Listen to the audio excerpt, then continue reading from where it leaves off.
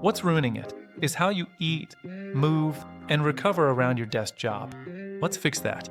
If you sit 8 to 10 hours a day and feel stuck with weight loss, you don't need extreme diets or gym marathons. You need desk job specific rules. Long sitting plus frequent snacking equals fat storage. Desk jobs lower insulin sensitivity. Eat proper meals. Avoid constant snacking. Fewer eating windows equals better fat loss. Protein keeps you full during long meetings. It stops evening binge eating. Protein at every meal. Less hunger equals fewer mistakes. Working out for 1 hour doesn't fix 9 hours of sitting. Movement snacks matter. Stand every 30 to 60 minutes. Walk after meals.